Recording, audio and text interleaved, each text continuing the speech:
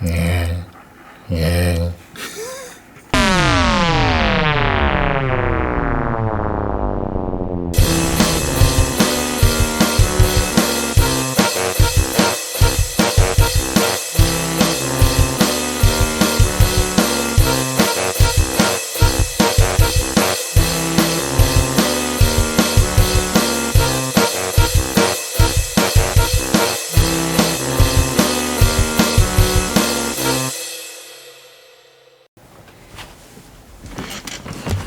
What is going on, you mad scientist fly monsters?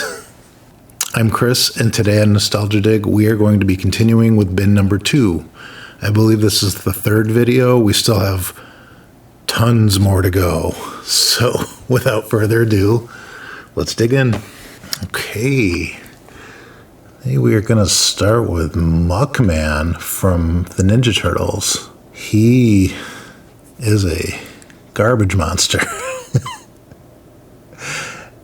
And look at that, he's got a clothespin on his nose. He can't even stand how bad he smells. Yeah, banana peel on his head. Look at all the detail in here. Bugs, mushrooms, worms. There's a fish skeleton. He's got that trash can lid on his foot. I just have to say, I know I've said it in the last 2 videos, I believe, that Ninja Turtle sculpts are amazing, and I really hand it to the artist that made these. They're really cool. I like his little, tentacle mustache and beard. And normally he has a trash can on his back. So let me see. I feel like I actually spotted that, so here it is. And it's got sludge all over it. Fish skeletons. And yeah. Hooks right onto his back. And he's got a little friend that rides in there. I feel like I've even seen him somewhat recently. I don't know if it was in one of the, maybe in bin number 1, he was in there, or someone like him. I'll find him. I'm pretty sure I have him. One reason I think that I might have him is because I actually have 2 Muckmans for some reason. So the chances of me having one complete Muckman are pretty good, because for some reason I have 2 of them. And I don't know why. That frog on his knee. It says copyright 1990 Mirage Studios and Playmates. Really can't say enough good about these old Ninja Turtle figures. There's the Muckman brothers. Okay, next we have one of the most amazing kids' meal toys I think I own. It is Venom driving a Venom mobile, like spider mobile. Yeah, yeah. Just like a chomping Venom. It's so great. This was before, Venom is very popular now. He's got movies. He's got his own comics. He's totally broken out of the Spider-Man universe and has his own lore and everything now. He's the hero of his own story now, more or less. Which is interesting for someone who was just a Spider-Man villain to have risen to such a level of popularity. But this was before I think he was popular as a Spider-Man villain then. But now he, like I said, he's a huge character capable of carrying a franchise of movies at this point, which I have not seen either of them yet. I don't have high expectations for them. From the clips I've seen, it just doesn't really seem like my thing. I will watch them eventually. But I love this. I think I've said before, I love it when they put these characters in themed vehicles of themselves. They did that for kids' meal toys quite often. I love it.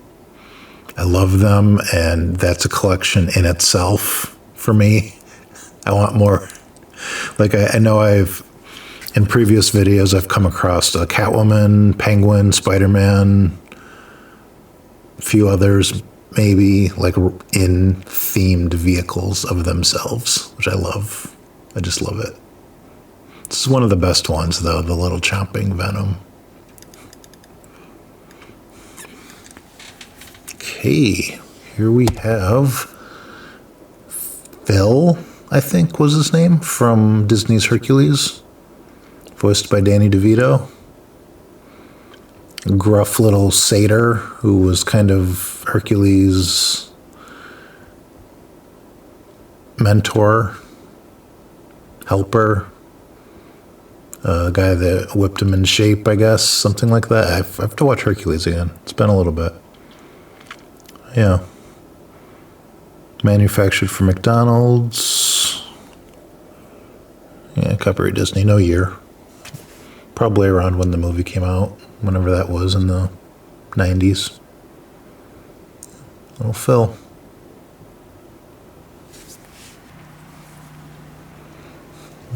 Right. Here we have another Gremlins character, a character from Gremlins 2. One of my previous bin number 2 videos, I ended with the guy that was sort of like the leader of the bad Gremlins. The one, was it Brain Gremlin, or I don't remember their names, but he was like the sophisticated, smart one that spoke with Tony Randall's voice. This one is more like a vicious fighter type. Really cool looking. I just love the Gremlins designs. They're so good. Copyright 1990, WBI, and Applause. Warner Brothers, I believe. Yeah, these are a fun little line of figurines. Cool. All right. Going back to Marvel, here we have an Invisible Woman. You can see the 4 on her chest there, just faintly. Yeah, so it's always interesting how they handle Invisible Woman figures. This one they went with just slightly translucent. She's a character that I've really grown to appreciate more from reading more comics and appreciate how incredibly powerful she is. And also, they've done more to establish her personality instead of just like one member of a team. There's an Invisible Woman miniseries written by Mark Waid from a few years ago. It was good. It was like she was a spy on the side of being a superhero, and it was fun. She did stuff because she has the perfect, like the absolute perfect power for being a spy. So, cool. Invisible Woman. This was probably from a kid's meal. I think I might have a Human Torch that was from the same line from one of the fast food chains. Yeah. Susan. Plastic Bat. I was hoping this bin had some stuff like this. The first bin had a lot of stuff like this. This one seems more action figure oriented, but I love silly stuff like this, and I like this bat with the blue teeth. Yeah.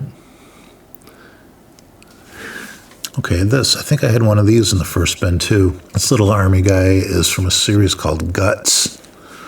They came out in the 80s, I believe. Just kind of like slightly newer take on the little green army men. They came in packs. I have to look up what Guts means. I think it was like an acronym for something, GUTS.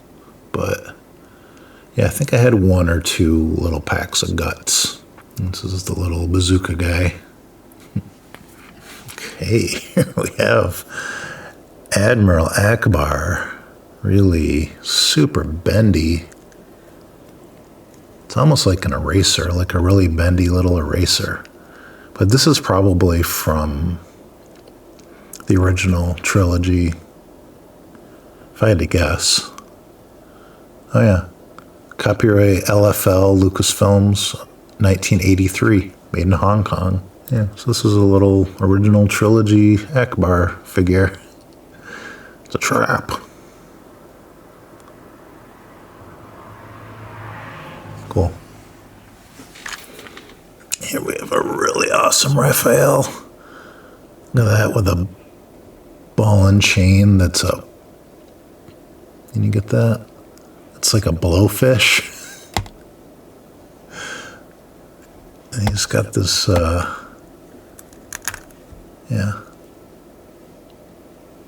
little boomerang that might be made out of scales or something. It fits right into his little back there. I don't have his size here, but probably in the bottom of this bin or another bin. This isn't the very original Raphael. The original ones had squishy heads. They had like hard bodies and squishy heads. I do have them somewhere, maybe in this bin, but we'll see. But this one was slightly newer. Still really good sculpt. That big grimace on his face and like the veins on his arms. Copyright 1990, Mirage Studios. So a lot of these I've been getting were 89, 90. So the original batch was, I'm not sure if it was 88, 87. I'll come across them eventually and we'll figure it out. But yeah, this is, a newer, slightly newer one than those. I love that blowfish ball and chain. That's so good. All right, here we have Outer Space Cable.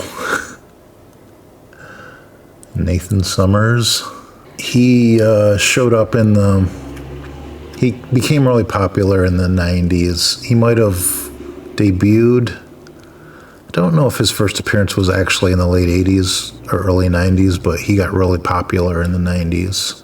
And if you're not really aware of his story, he is the son of Cyclops and a clone of Jean Grey named Madeline Pryor that was made by Mr. Sinister.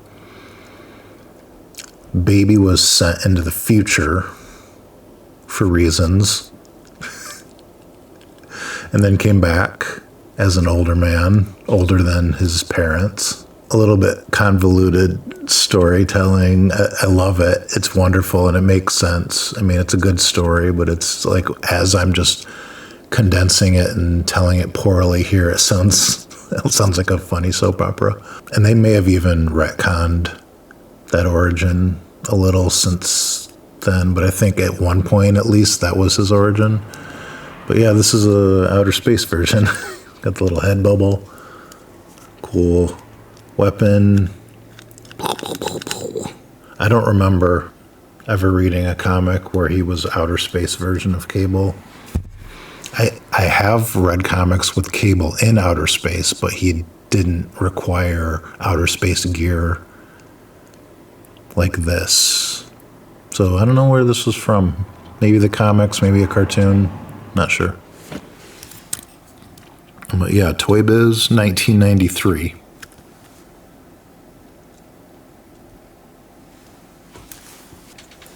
Okay, we have this little plastic Donatello holding a very small bow staff. Maybe the topper to like a candy or something. It's the kind of stuff that gets thrown out a lot, but that I always keep and I always kept as a kid, as an adult. And I'm glad because it's fun to look through it. Donatello, my favorite. Okay, we have this amazing looking creature here.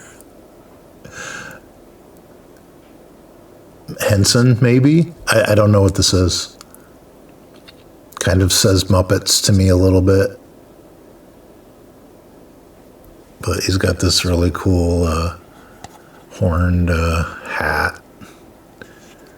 Nose that looks like a skull, kind of. And a little teddy bear. Maybe something was supposed to be in there. Not sure. Let's see what it says. Copyright Jim Henson Productions. That's all it says. So, kind of feels like a kids' meal situation. Not sure what project this would have been, which Henson project, but fun, bright colors, fun design. Love it. Okay, in this line of Gremlins, we have a little Gizmo. This would have also been from Gremlins 2. And he's got a little pink nail polish on.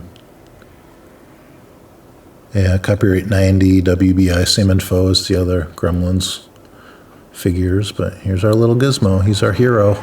Was that the one where he pretended to be Rambo and had the little headband? And that happened in one of the movies. I can't remember if it was 1 or 2. It's adorable. Fun movies. Surprised they haven't redone them or done like sort of a far-flung into the future sequel like they're doing nowadays. If it's done well, written with care, I would be up for a Gremlins reboot. Yeah, Gizmo. And I think we're going to end here today. Another Ninja Turtle. Here we have Bebop.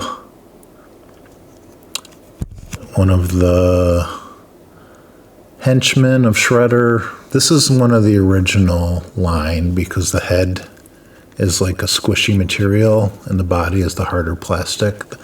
That's one of the ways you can kind of tell the original ones from the ones that came right after them. But let's see, it says 1988 Mirage Studios and Playmates Toys. So 88. The other ones were 89, 90. So yeah, just came another year or two earlier. Don't remember what Bebop and Rocksteady had for weapons that they came with. I'm sure they had something. And I will figure it out. I have a feeling that either this bin or one of the bins is going to have a whole lot of weapons at the bottom of it, and I'm going to have to figure out which goes with who. Oh, he's got a cool design on the back of his jacket there. That's fun. I don't remember that. Cool. Bebop and Rocksteady are fun. They're just kind of fun, bumbling, like kind of the bumbling bad guys that aren't really a threat, even though they should be physically a threat, but they're so dim-witted that they're never much of a threat. So yeah, it's Bebop. Squishy head Bebop.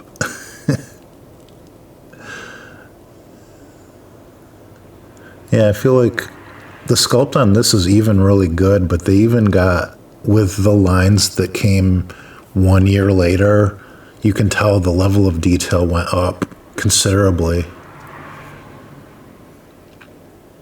But this is all it needed to be. It's really good, and then they only went up from there for a while. Yeah.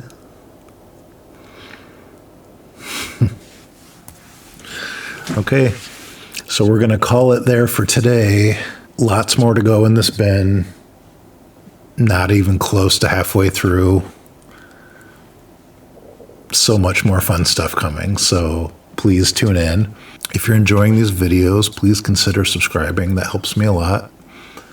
And I hope that you have a wonderful day, and I'll see you on the next dig. Bye.